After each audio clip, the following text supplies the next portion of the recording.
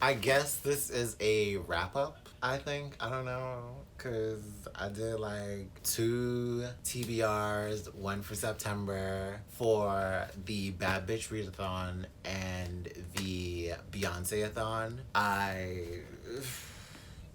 This is honestly all I read from all them books that I TBR'd for both those readathons. Plus, oh yeah. Plus also the Heartathon that's also included.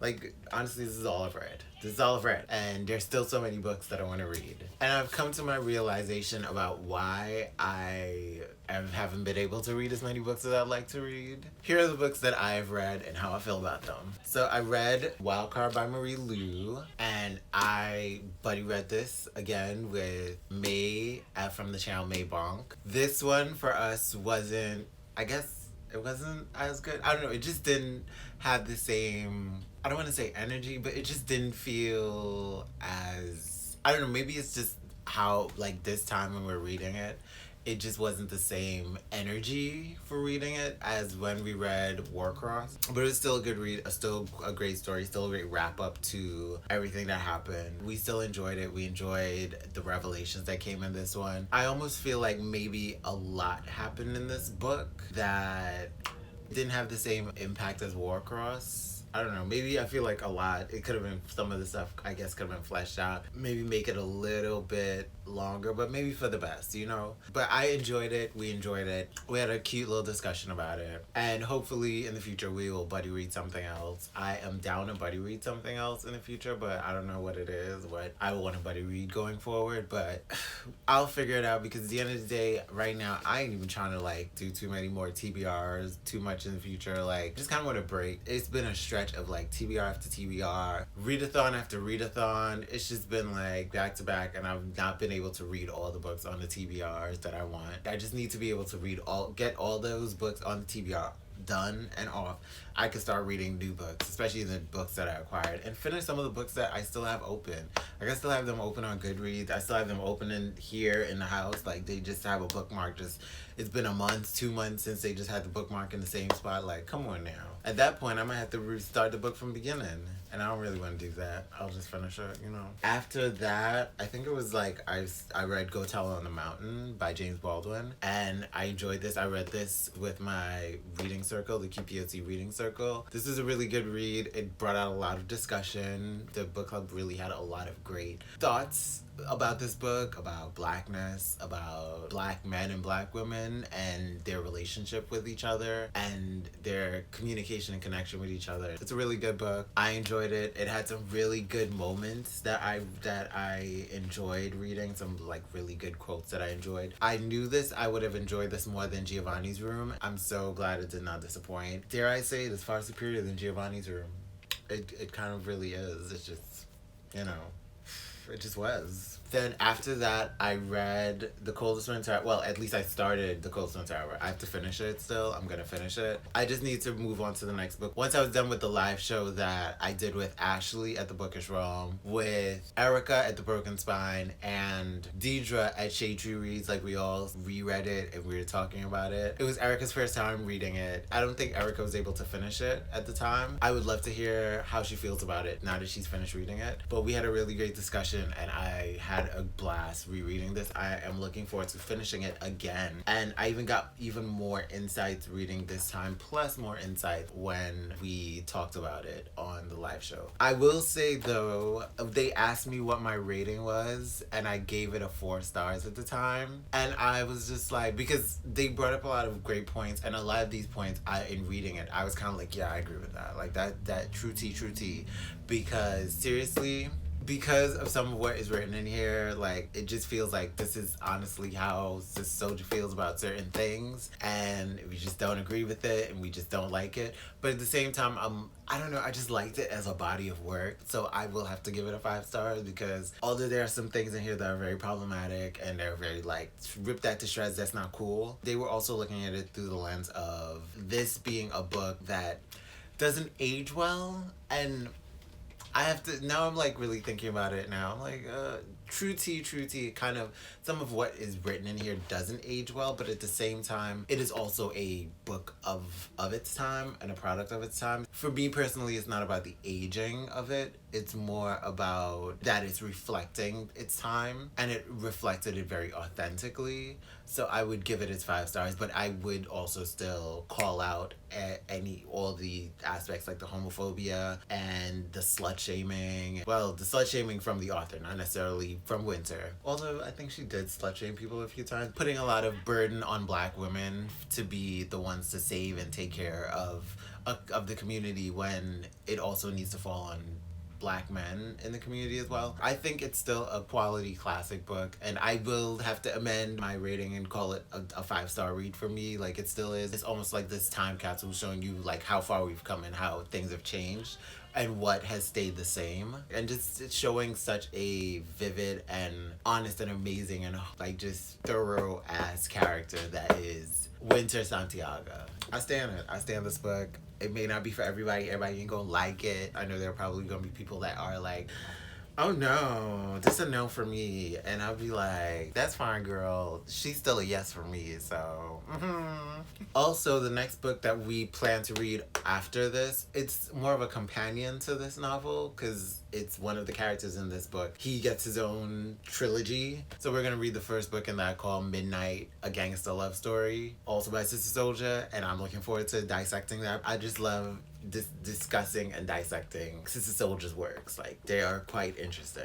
Like, they're quite interesting dissections and reads. Next, I read Lovecraft Country by Matt Ruff. I read it for the Black Future Book Club with Wendy of Book Nerd TV and Erica of The Broken Spine. I enjoyed this a lot. I was expecting it to be like super, super horrifying, super, super disgusting, while also integrating the atrocities of racism and the horrors of racism against Black people. I was expecting that to be like intermingled with just like grossness and violence and monsters and sci-fi and scary and all that stuff. And it wasn't just that. It was like, it had that a little bit, but not too much. It was like an adventure, and it was just like showing Black people dealing with like the occult and the Illuminati and racism, sci-fi, having adventures. I enjoyed this a lot. I had a great time reading it, and I am enjoying the show. I have to actually rewatch the show too. I'm like on the 5th episode, but I'm also listening to the official HBO podcast for it, Lovecraft Country Radio, and I'm also listening to the For All Nerds podcast. They have their Safe Negro podcast that is also dissecting each of the episodes, and listening to a lot of the insights from both those podcasts has me going like, oh my gosh, I need to go back and watch the show and see what they saw and kind of see what I missed, because I feel like I've watched the episode and I feel like I missed some things after they talk about it, and I'm like, oh my gosh, I missed that. I missed some of these themes. I missed some of this that they talked about. So I'm like, it's a really fantastic show. We'll see how they're gonna spin it for a second season, or if they're gonna just pull like a Watchmen and just be like, it's just one season and that's it, and it ended nicely where it needed to end, and we're all good, okay? Because they made a lot of changes from the book, some like significant changes that really can propel them forward with the story. And listening to the most recent interview that Matt Ruff did with the For All Nerds podcast, he said I think he's working on a sequel to this. I would be interested to see what the sequel is going to be like. I kind of have an idea after how this ended, what the sequel might entail, like where it might go. I'm looking forward to that. Next, I read The Stars and the Blackness Between Them. I have not finished it. I'm almost done. I was thinking like, okay, I'll finish reading this book and then I will do my wrap up of it, but the weather's really good, the lighting's really good today, everything's just looking good today. I have the time, I have the energy, so let's do it. So I will try to finish this book today. I'm enjoying this. I'm enjoying it. There's a little bit that I'm not enjoying, but I am enjoying the book all the same. I think it's just such a beautiful and such a very tender novel. Like, it's just so great to see these two young Black women just being so tender and loving with each other, but with themselves, with their families. Just talk the way how the writing is it talks about them and talks about their how they feel about their family and how they feel about their friends and how they feel about the each other and the girl that they like. It's such a beautiful book. I'm enjoying it. It's a beautiful depiction of blackness, especially of a black Trinidadian girl, young black Trinidadian girl coming to America. Like, it's so beautiful. It really lets her, express her feelings, her grief of coming to America from Trinidad, where she knows she loves Trinidad so much, but it's just like, oh, I have to live in America, and it's like, oh, I don't like it. And it's not even over dramatic. It's just like very honest and raw and real, and just, it's so tender, it's so beautiful. Like, it's just written so tender and beautiful. There's like little moments, interludes of poetry that are in this book. So I could tell that Junauda Petrus is a poet. I'm assuming she writes a lot of poetry because the writing and the prose is very poetic, but it's still very clear and straightforward. I will say I'm not a fan of the expression or the translation or the depiction of the Trinidadian accent in the writing, because the depiction of that needed to be a lot more refined in other drafts. It needed maybe somebody else, like Trinidadians, like on the ground, everyday Trinidadians, because this is a very contemporary novel. It's of now, and some of the Trinidadian accent just feels, it doesn't even feel contemporary. It just feels like it's from pre-Trinidadian independence, which would probably be like early 1900s. And it's the I is that Audrey keeps saying, like, when in her sentences, I is talking to she, and it's just I don't know, so it just, the I is was killing me. And I think that sometimes how it's written, it just always felt real jabby it just felt awkward and jumpy and jiggy and just like spazzy. It didn't feel like it flowed the way it should have for me, because I would read it in my head in a Trinidadian accent, and it didn't curl all the way over for me. It had times when it's just like it flowed well, or at least it sounded very authentic and accurate in my head. And then at times it was just trying so hard to convey a Trinidadian accent. I've heard people say that the Trinidadian accent is very melodic. Like, we speak in a very melodic way. It just flows almost like poetry. Like, we are the country that created soca and calypso. So there is a melodicness and a melodic nature to the way we talk, because our music and how we live and how we move. We are the country of like carnival, Reading from Audrey's side, it always felt like she was on, like, it was never on the 2s and 4s. It was always on the 1 and 3s. Like, half the time, well, I wouldn't say it was always on, but half the time it was always on the 1 and 3s. And I was just like, girl, it's not working for me. Every time I read the I is, I always took the is out because the is didn't make sense to me. It's just gonna be I going over so. I going over so, I gonna do this. But it's not gonna be I is going over so and I is going to do this. And I'm like, I almost don't even think that's a Trinidadian accent at that point. It just kind of came off a little, dare I say, backwards. Didn't need to be, Queen's English, but it could have still, like, conveyed Trinidadian accent in the melodicness that it is. But I loved there were moments of Trinidadian colloquialisms injected into the story. She said tututs. There was like jagabat and phrasing like, big hard back man and all kinds of, I was just like, yo, Junauda really put a lot of Trinidadian expressions and phrasings and stuff like that in there. But so far I'm enjoying it, and I'm looking forward to seeing how it ends. It's a great book. I'm enjoying it, and I would love to hear what other people thought about it, especially more Trinidadian people, or at least more people with a Caribbean heritage. I know Sajid of Book Summer and Social Life, he started reading it and then he put it down because he was like, this accent, it's not doing it for me. He even went through the book and went on a random page and he read Audrey's part again, and he was just like, I don't like this. This is not working for me. He just didn't like that representation, and I understand because I've lived a significant portion of my life in Trinidad and I know the accent. I still got it. I know I'm Americanized. I'm talking very Americanized right now, but I know my Trinidadian accent when I hear it. It would have been great if someone on the ground in Trinidad who's living day to day, every day in Trinidad in this contemporary time would be the one to proofread it, sensitivity read it, beta read it, so that they can like just not make it seem so forced. Because I don't have a problem. I love reading like just the authentic colloquial way of speaking. Like that's what I love so much about The Coldest Winter. When you read it, you could hear the voice of an authentic Brooklyn girl in this book because the language just says it. I'm harping on it because it's bothersome to read. Like I'm enjoying reading Mabel's parts, although at times Mabel's parts do seem like an attempt by someone older trying to write more contemporary teenagers at times, but for the most part it still rings true as a teenager. But I will say I do love Queenie's parts for the most part. Like the beginning when Queenie starts talking, I was like, I don't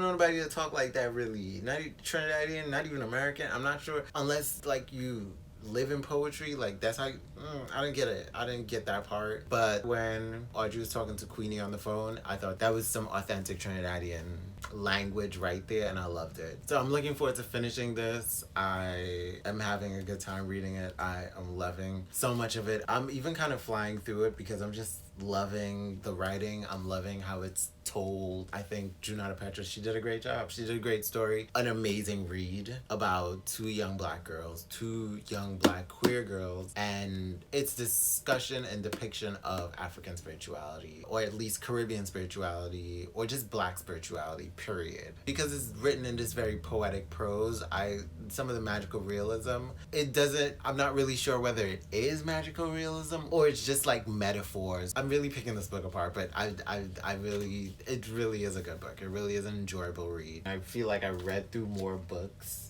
recently as quickly as I've had is because for a while I've thought about it where it's just like I need to not worry about trying to be in a relationship, and not even just like trying to have sex or anything like that. Like I don't know, I didn't want to do any of that. I was just thinking like, oh, I need to like discipline myself, focusing more on like reading and focusing on being creative and really doing inner work, on deeper work on myself and being a better me. I was just trying to figure all of that stuff out.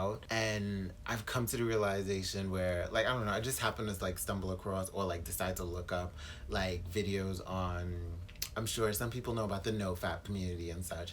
And it's like, I heard about it, like, some years before, and I thought it was, like, super interesting because there was, like, some years ago, like, I lost my job. I wasn't working, and then it was just, like, I was just spending more time at home and just, I think I wasn't really paying attention, wasn't really focused in on like connecting with myself. And in connecting with myself, I was trying to find a way to connect with myself, and I found the easiest way to connect with myself, which was masturbation.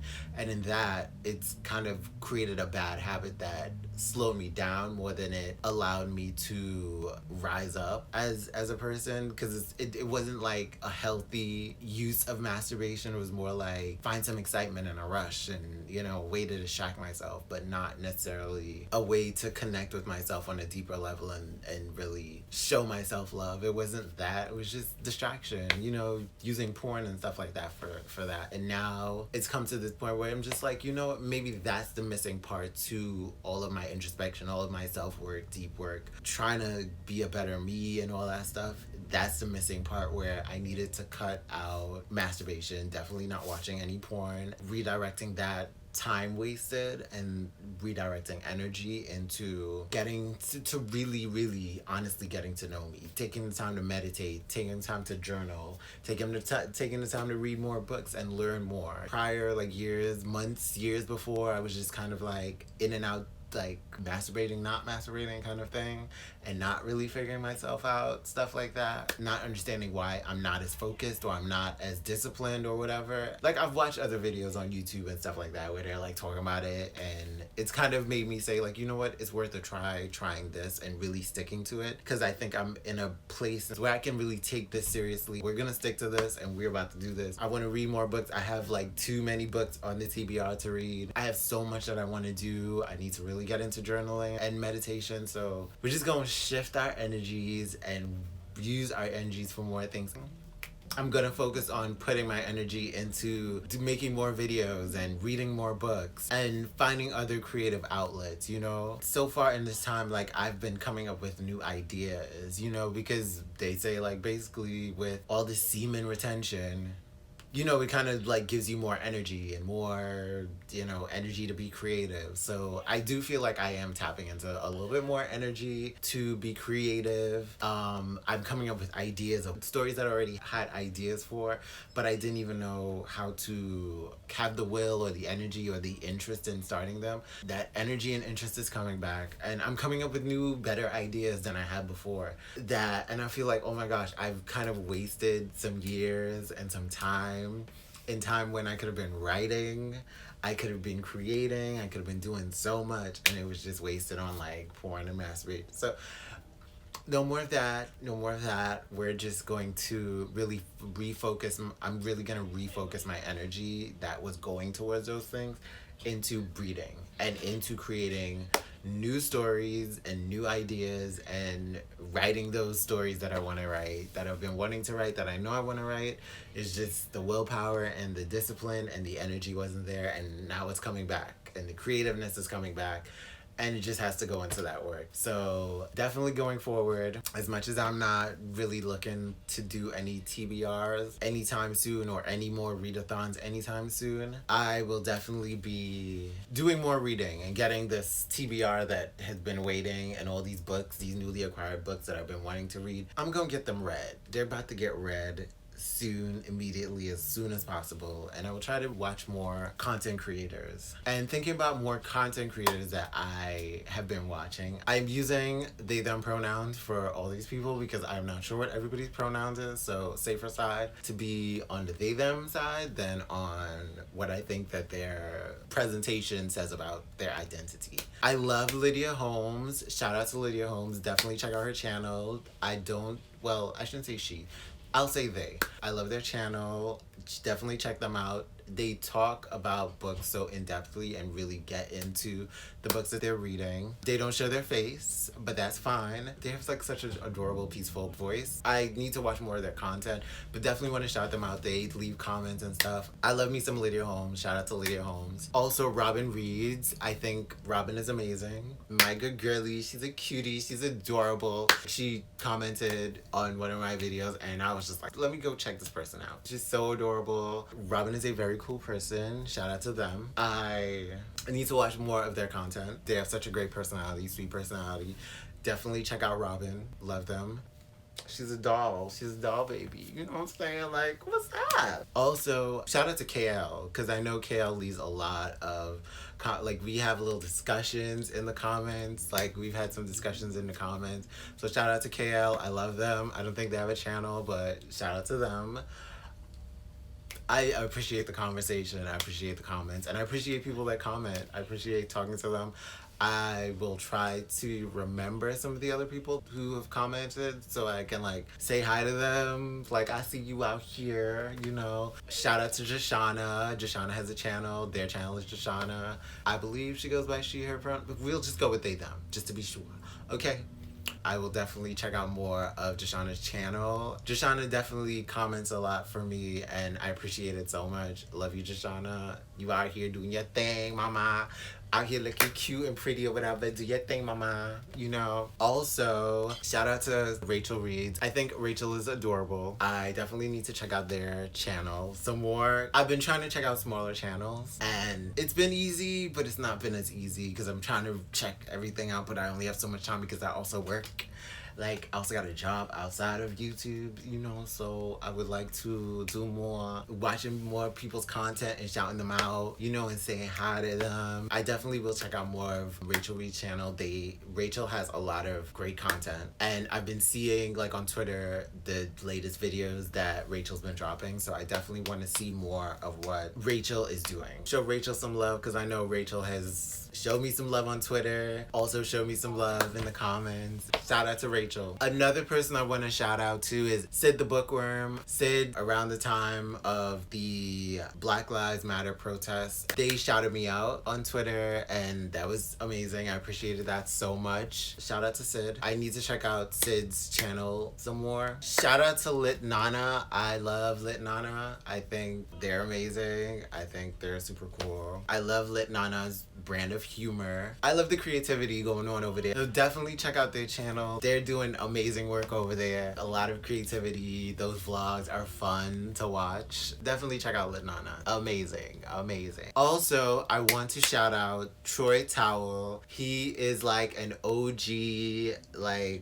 booktuber. OG out here in these streets or whatever, you know what I'm saying? Been out here, a black male booktuber. Shout out to Troy Towell. And he's just like the coolest. He reads cozy mysteries. He's just the coolest, the sweetest. Like, just watching his content, he's just like so much fun and so cool. Down ass motherfucker. He's just such a cool ass person. It's just me from watching his videos, but that's the energy I'm getting. He's just the coolest, downest. So definitely check out Troy's content. Like, he been out here in these streets. Like, if you've not subscribed and checking out his content and really get, like, especially if you love mysteries and cozy mysteries and all that stuff, and you like, because I think he likes horror too and stuff like that. If you like all that stuff, like, you need to be hanging out on Troy's channel and hanging out with him and watching his content, because he's out here giving you quality content. What's the tea, girlies? What's up? You know what I'm saying? Like, come through or whatever, you know what I'm saying?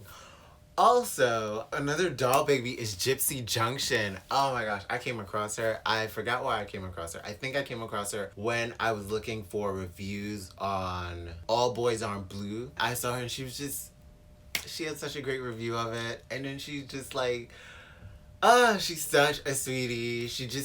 I just love her style. I just think her style is so cute and it's so elegant and it's so chic. And I just be like, and she's so adorbs and she's so black. And I just be like, I love it.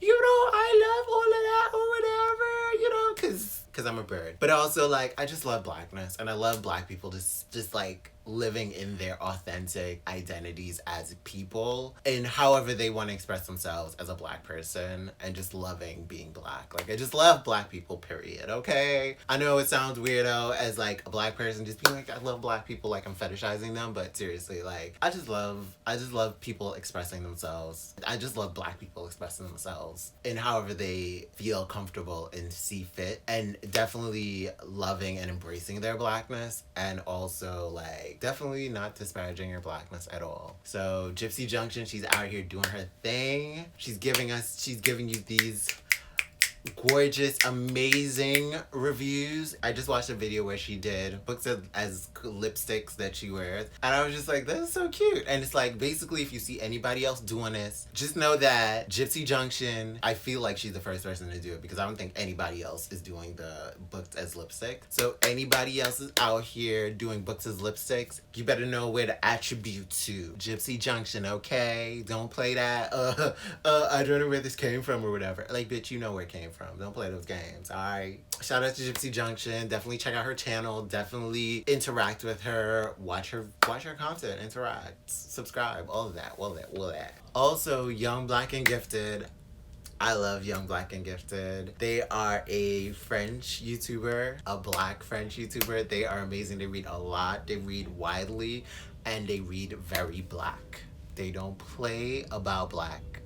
A long list of books from all over the world, and multilingual. They read Portuguese as well, but definitely French. Like, they read French. They read a wide variety of books from continental African authors, books from Black Caribbean authors, books from Black American authors, books from Black authors and black stories from all over the world. They're a great resource for black stories. Like, if you are looking for stories from black authors, books that you aren't hearing about from many other places, from all, like, I found books by Trinidadian authors on their channel. So I'm just like, shout out to Young Black and Gifted. Amazing quality, and in the vein of black and amazingness and black excellence. Last but not least, one of my favorites that I've recently found. I love them so much, so blood clot much. Like, I think I'm a fan. I've been a fan from the jump. Shout out to Be Black and Love. I love their channel. I think I love it because it is a black male presenting person that is on the channel, black male YouTuber. I'm just glad that they're here. They actually remind me of my book club, the QPOC Reading Circle. I think they go by he, him pronouns, but I'm not sure. I will still go with they, them, just to be sure and just to be non-disrespectful. Definitely check out To Be Black and Loved. The channel is amazing. I love them so much. I want to definitely show love and support over in that direction. Definitely check out the channel. I feel like they deserve more subscribers. They deserve more views because out here doing the good work. Come on, pay attention to the realest. What's up? You know what I'm saying? Come on. Oh my gosh. Shout out to my peoples, my faves, my loves. Like, out here, they're doing their thing. I'm loving it. Also, I wanted to correct that my last video where I talked about the yellow nail polish that I was wearing. I was saying like I was wearing it because Beyonce's Orisha god is Yamaya, which I was wrong. It's not Yamaya, it's actually Oshun. And Oshun is yellow. I was correct on that. That was all correct. Oshun and the yellow. I was just not correct that it was Yamaya. Yamaya is definitely Azealia Banks's Orisha god, but hers is actually blue. Her color is blue. So, you know, that was a correction. My bad on my part. I got that, but you know, I was able to correct myself. I'm so glad I figured that out and got it together, you know what I'm saying? But definitely look into Orisha gods. I think that they're fascinating. I'm trying to look some more, get more of the stories, just learn more about them. I'm looking forward to reading about them in Children of Blood and Bone and the Orisha trilogy, I believe. I'm looking forward to reading about them there, but I definitely want to learn about them from the African mythology and the African culture, because some of the stories so far are super fascinating. There are a lot of like creation stories and a lot of how Orisha gods impact our world and our lives. I'm fascinated to read more about, or just like hear more stories about them, you know. And lastly, in my last TBR video, I mentioned that, like, you know, I'm not a fan of Kehlani. I'm not a fan of Kehlani? I don't know. I'm just not in love with Kehlani's music like that. And I've gotten 2 comments that said, like, I would like to know your thoughts on Kehlani. And I was just like, okay, let's talk about this Kehlani situation. So, how do I feel about Kehlani? Years ago, when Kehlani had that mixtape, the one where it's the artwork of her like sitting on the Golden Gate Bridge and there's like a flood, I listened to that mixtape. It wasn't bad. I think Kehlani has a great voice. I like vibey music. I like vibey R&B music, but I can't really listen to I can't always listen to an album of entirely vibey R&B music. It could be a little draining for me. I won't say that that's what Kehlani does. I thought the album was great. I thought Kehlani can sing, but I'm just not in love with it. I don't know. I think I just don't like I don't know. I just wasn't into Kehlani, but I do like Distracted, and I do like that other song that she sang. No, Distraction. That's the name of the song. I like Distraction, and I like, they call that other song that she sang Crazy. I go crazy. I like those songs. I like Distraction because Distraction kind of reminds me of like a 90s R&B joint, and I like Crazy. Crazy just kind of vibed with me, but beyond that, Sweet, Sexy, Savage, I haven't listened to that. I only heard those 2 songs, but for the rest of it, I just kind of didn't care. The mixtape didn't really move me as much. My thing is with Kehlani's music, I think I like her doing the more 90s R&B type stuff. I just don't like her. I'm just not into the vibey stuff that she does, or even the trap soul kind of R&B that she does. When she does that, like, it just doesn't move me. It doesn't resonate fully with me. Maybe I need to listen to her project again, listen to more of her projects to really get a feel for stuff that I might like from her. But nothing has moved me from any little snippets that I've heard or anything that I've really heard besides like Distraction and Crazy. Everything else is just like, yeah, she's got a great voice, but I'm just not into Kehlani like that. And her on Cardi B's Ring, it's a good time. Like, it was a good time. How I feel about Kehlani is kind of how I feel about like a lot of the light-skinned, vibey R&B singer girls. I don't hate it. I think they got great voices, but at the same time, I can't listen to that much vibey music. I'm a pop girl. I like my pop music. Some of these vibe girls just want to sit they just want to strum a guitar, sit behind a piano, sit in ambient sounds and just vocalize. And I'm like, I need more. I need something to dance to. I need something to feel in I just need something to feel like upbeat about. I need a little ballad here. I need a little mid-tempo, a little bit more nuance to your music than just... That's the same thing with Summer Walker. I think she does more. So far, a lot of what I've heard from her, the girl can sing, but it's just...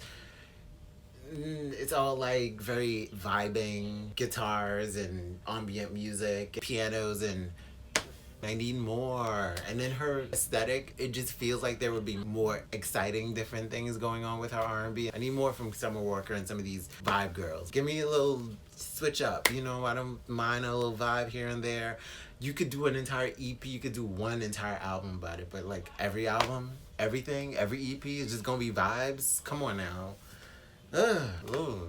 Update, I have finished reading The Stars and the Blackness between them, and I loved it. Although I still had my issues with Audrey's chapters, I still enjoyed the book. It really is a beautiful and very tender book. I would love to see an adaptation of this because I think this would be such a beautiful movie to see and just to bring to life and to just show Trinidadian culture and Black spirituality to young Black women and love. I love this book a lot. I thought it was amazing. My only issue was just the Audrey chapters. Those, they still bothered me. But it had moments where the Trinidadian accent and Trinidadian colloquialisms like really came through. And there were times when it was just like, you grating my nerves. You grating my nerves real bad right now and I don't like it. But I loved it. I also finished reading Dominicana by Angie Cruz. I enjoyed this as well. This was like a lovely period piece.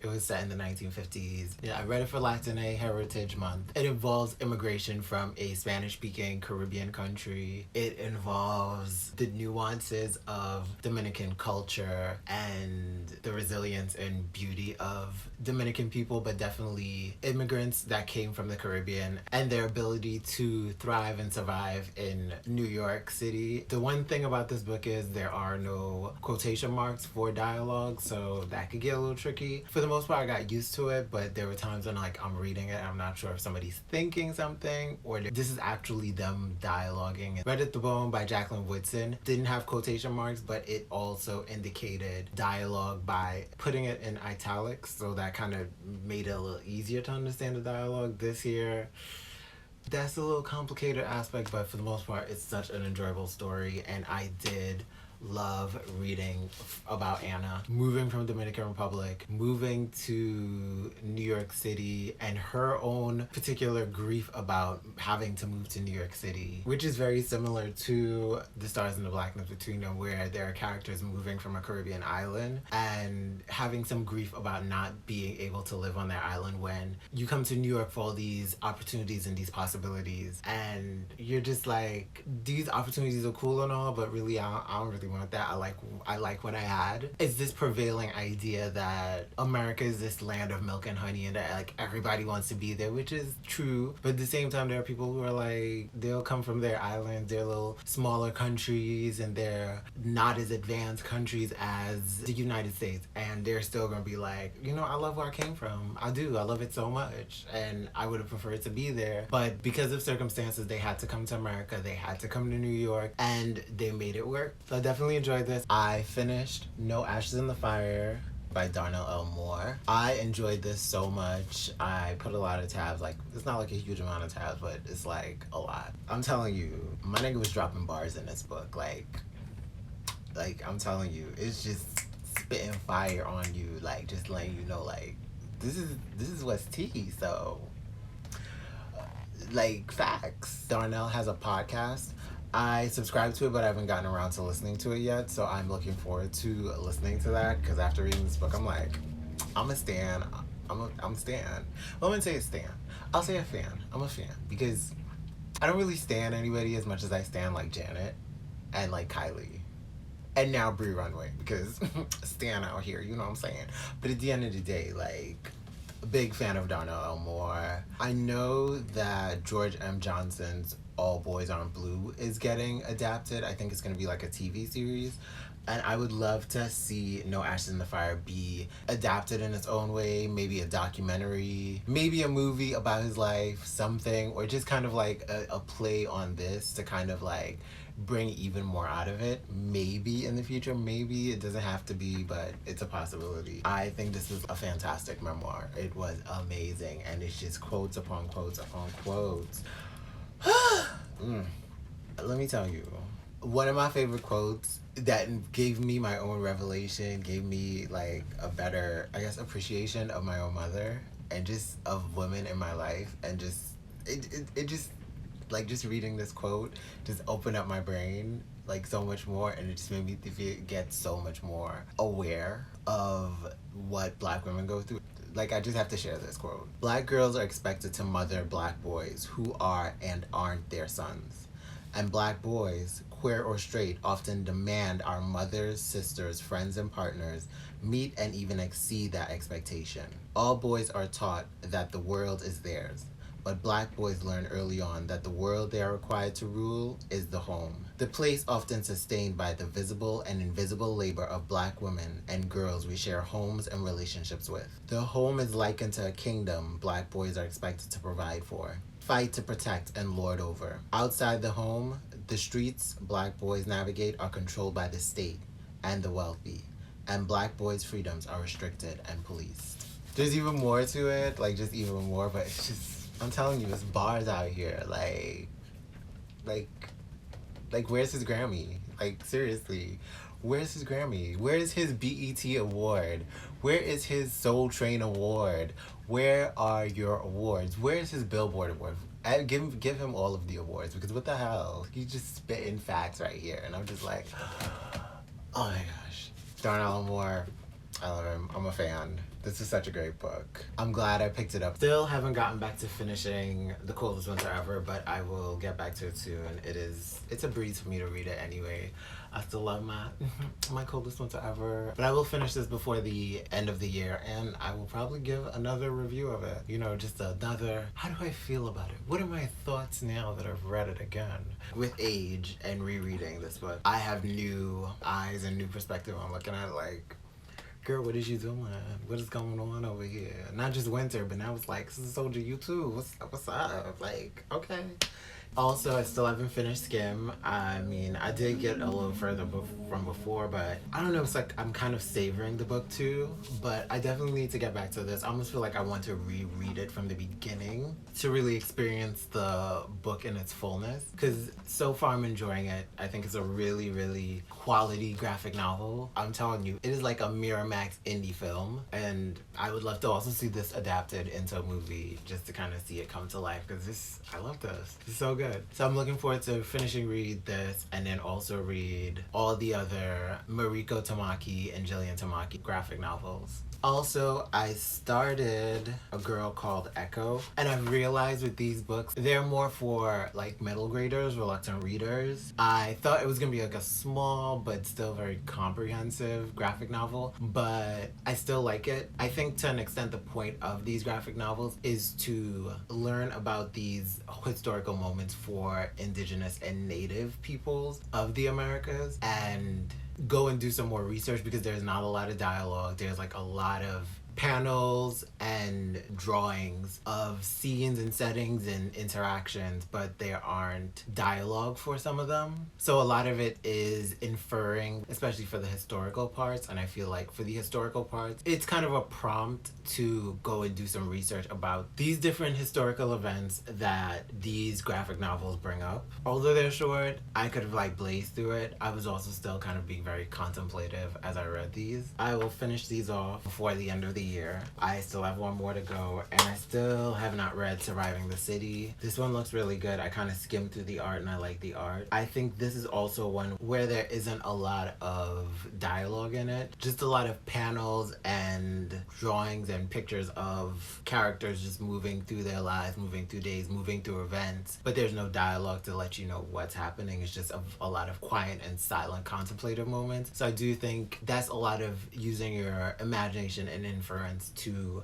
figure out what's going on with these. I do think these are good for like reluctant readers to learn something while also reading a little bit, you know, and also kind of like using your imagination to figure out the dialogue and to really empathize with characters, because then you can see from these pictures familiar aspects of these characters that can resonate with you. And I wanted to also show off that I got some more nonfiction books to read that I had acquired a little while ago, some months ago. I got The Spirit of Intimacy because of the Friend Zone podcast. They did an episode on this book and it sounded super interesting, so I'm definitely looking forward to reading this. It is the ancient African teachings in the way of relationship, and I'm looking forward to reading this and seeing how I feel about it, because from their discussion on the podcast, it seemed super interesting. Like I really wanted to read it for myself and see how I felt about it, because some of what they discussed, I was kind of like, I'm not sure how I feel about it, so I definitely want to read this